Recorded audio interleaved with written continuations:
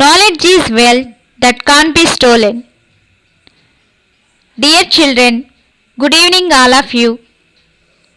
My name is Padmalata, Physical Science. I am from AP Balayogi Gurukulam, Nuziveedu. Welcome back to our class that is force. In previous class, we discussed what is force and pulling force, pushing force, contact force and non-contact force. And also we discussed about non-contact force with an examples, right? Today in this class we are going to learn about contact force and its examples. They are muscular force, frictional force, normal force and finally tension. Next we have to discuss about net force, free body diagram and pressure. Coming to the contact force, we have already discussed about contact force. What is contact force? Contact force is a force which occurs when the interacting objects are physically contact. This force is called contact force. Let us discuss the types of contact force. Contact force, there are 4 types: muscular force, frictional force, normal force and tension. Let us discuss about muscular force. In our day-to-day life, we are performing many activities, right? Like brushing, bathing, eating, writing, driving, walking. Where does the force comes from? Observe the picture. Here the woman is climbing the steps. Here she is using the force. She applied the force on the steps. Where does the force comes from? The force comes from the legs of the woman, right? In this, the force is coming from muscles of the leg. Muscles of the leg. Here observe the picture. The animals are pulling the cart towards forward direction. Here the animals are using their muscular force and applying the force on the cart. Where does the force comes from? The force is coming from muscles of the animals. In this case, the force is coming from legs of the woman. So, let us define what is muscular force. Muscular force, the force which exerted by a body muscles is called muscular force. The force which exerted by a body muscles is called muscular force. Let us see some more examples for muscular force. Here in your textbook there is an activity 5. You have to think and write some examples of muscular force. We discussed about some examples like brushing, bathing, eating. These are contact force and we are using muscles to do that work, right? So, think and write some examples of muscular force. Exercise is a muscular force or not? And breathing is a muscular force. So, write, think and write. Next, coming to the activity 6. Here the man is lifting the dumbbell around his. Here the man is using the muscular force. He is applying the force. He is using his muscular force. What is muscles? Muscles is nothing but there is some group of muscle cells held together is called muscular force. When doing an activity, here one group of muscles are tightened and other group of muscles are relaxed. Observe the another picture. Here when we are breathing, when we taking breath, our lungs also contract and expand because the lungs of the muscles applying the force. That's why this will contract and expand. And see the third picture. In this picture, a man is smiling. Do you know the smile is also example for muscular force? When we smile, our facial muscles exert a force. This force can bring the change in our face. This force can bring the change in our face. So smile is also example for muscular force. This muscular force can be exerted by human beings and animals. So let us define muscular force. Muscular force is nothing but the force which exerted by body muscles is called muscular force. The force which exerted by body muscles is called muscular force. And there is another force that is an example for a muscular force. To understand that force, let us do an activity. Take a ball and roll the ball on different surfaces like rough roads, carpet road, smooth floor. Think on which surface the ball move longer. Observe that this figure. Here the motion of the ball is different in different surfaces. In the first case, that is on road surface, rough road surface, the ball moved up to 5 meters. On carpet surface, the ball moved up to 7 meters. On smooth surface, the ball moved up to 12 meters. So, by observing these figures or by doing this activity, we came to know that the rolling ball moves longer on a smooth surface. So, the motion of the object, it depends upon the surface. The motion of the object depends on the surface. Let us do another activity. Take a tray, place a small ice cube, eraser and a rupee coin on a line at the end of the tray. See the picture? Here, now slowly lift the end of the tray as shown in figure. What do you observe? Which object will move fast? Here the ice cube moves very fast than compared to coin and eraser.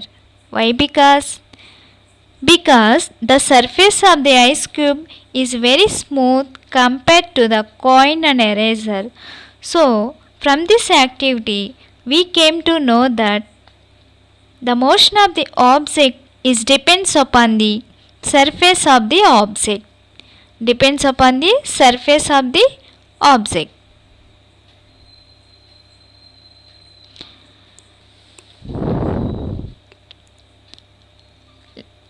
Let you think, how can we able to walk on road?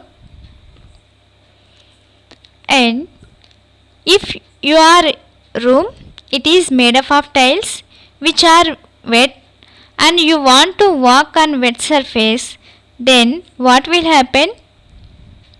We may fall down. Why? Because and sometimes we can walk on road happily without slipping, right? To all these questions I introduce one word, that is friction. Friction is also example for contact force. Let us discuss what is friction. Here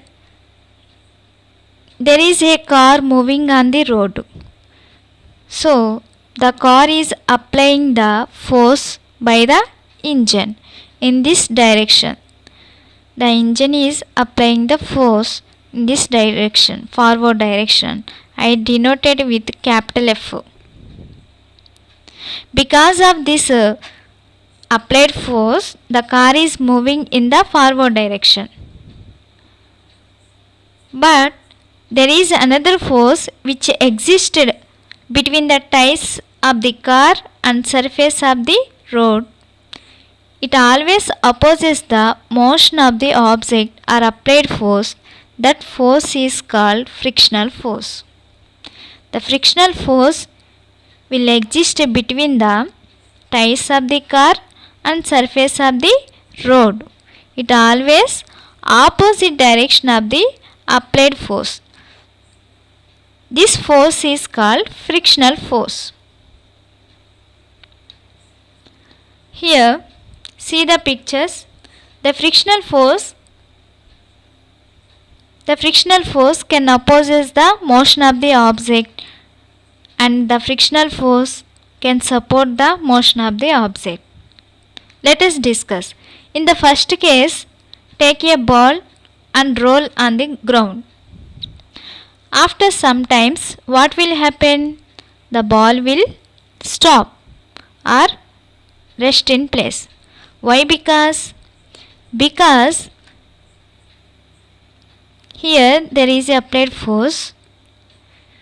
When the ball is moving, there is another force is acting on it between the ball and surface of the road, that is frictional force. This always act opposite to the applied force. So this frictional force is always try to stop the moving of the object, because it is an opposite direction for the applied force. This force is always stop the motion of the object. In the first case, the friction is opposes the motion of the object. Coming to the second case.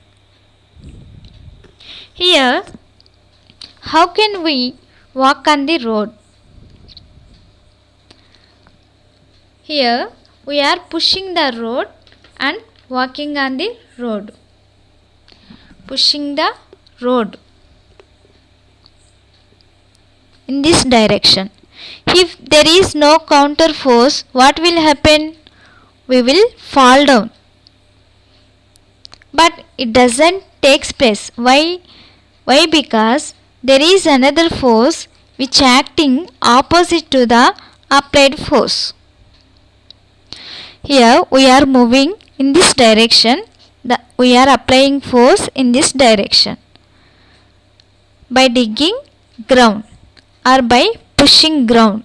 But if there is no force, we will fall on.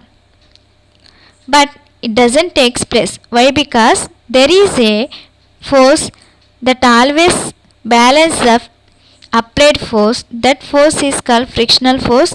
It always acts opposite to the applied force.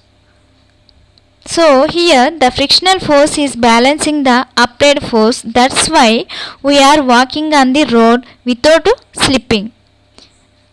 In this second case, the friction is supporting the motion. In the first case, the friction is stopping the motion. So friction will support the motion and also opposes the motion. Let us define what is frictional force.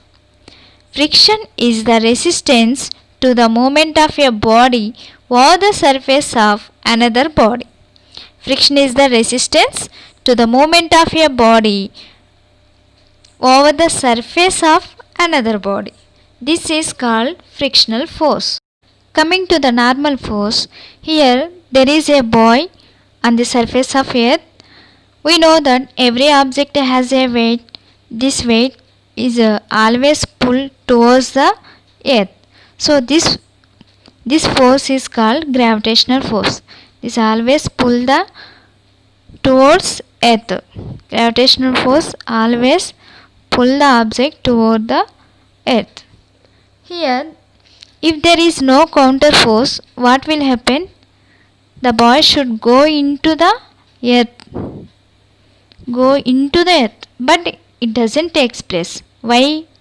Because there is another force which is balancing the gravitational force. This force is always at the point of contact. At this point of contact, the force will perpendicular direction. This force is always in upward direction. It always opposes the gravitational force. It balances the gravitational force. That force is called normal force. Normal force is nothing but normal force is in upward direction. It is act only on the point of contact. At this point of contact, this is normal to the point of contact. That means it is perpendicular direction at the point of contact. This normal force is always suppose the or balancing the gravitational force.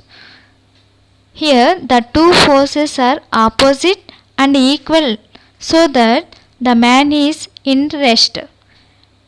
If there is no normal force, due to gravitational force, the man should go into the earth. But here the normal force is supporting the gravitational force. Because of these forces equal and opposite direction, due to the man is stable. Let us see another example. Here a book is on the table. If there is no table, what will happen? The book will fall on the earth. So here the table is supporting the book. Here there are two forces acting on the book. First force, we know that what is that? Gravitational force. Gravitational force always act on the body. It pulls the object towards the earth. Gravitational force. And if the another force is acting at the point of contact, and it is always in upward direction, it is perpendicular to the point of contact. This force is called normal force. This normal force always balances the gravitational force. Because these two forces are equal and opposite direction, so that the book is stable or in rest position. Otherwise it will fall on the earth. Calculating the net force. Net force means how many forces acting on the body is called net force. Net means total. So calculate the total force acting on the body. F net is equal to, here the normal force minus gravitational force. N minus gravitational force. Both these are equal forces and opposite directions, so that we are mentioning minus symbol. So we have to difference the two forces. So when we differ the two forces, normal force and gravitational force, we get 0. When the F net is 0, the book is stable. This is also example for normal force. Coming to the force tension, this tension is also example for contact force. Children, see the picture. What are they doing? They are pulling the thread, right? This is a game. Did you play this game? Here there are two groups of people. They are pulling the rope in different direction, and there is a reference line. This is a reference line. Which groups move the other group to cross the reference line, that group will win. You know that. So here the girls group are applying a force F in left side direction, and this group, the right side group, the boys group applying the force F in right side direction. If these two forces are equal in opposite direction, what will happen? Calculate F net. F net is nothing but two forces, differences of two forces, because these two forces are in opposite direction. So F minus F is equal 0. When the F net is 0, they are stable at their places, they don't move or they don't cross the reference line. If for example they apply the force more on the thread, more and more force on the thread, what will happen? The thread will be break. See, here the girls are applying the force F1. At the same time, there is a force which exists in the thread. This force is always opposes the applied force, and it acts in the opposite direction of the applied force. Okay, so this force is denoted with T, capital T. Here also the boys are applying a force on the thread F2 in right side direction. At the rope there is a force inside the rope. That force is always opposes the applied force in opposite direction. That force is nothing but tension. It is denoted by T. So both right side and left side there is a applied force, and there is a opposite force that is within the rope. That force is called tension force. If they move the or if they pull the rope with more energy or more force, for example they are applying the force, what will happen?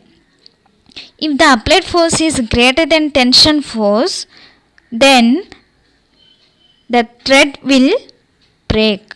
If our applied force is greater than the tension force is nothing but the force within the thread is called tension force.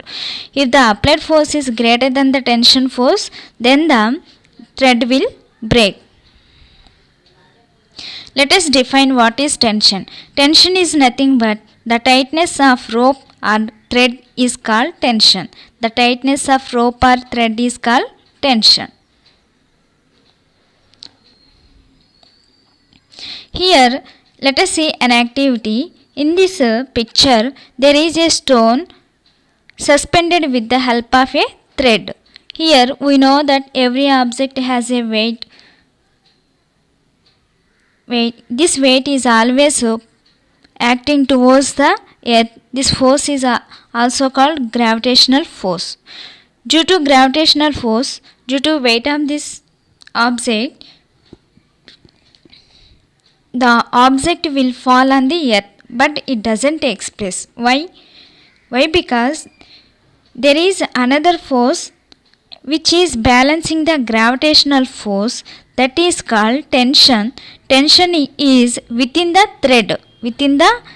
This force is always within the thread. It supports the thread and it opposite direction of the applied force.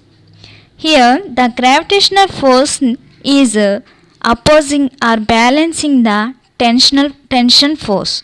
That's why here the stone does not fall on the earth, because these two forces are equal in opposite direction. So F net is equal to 0.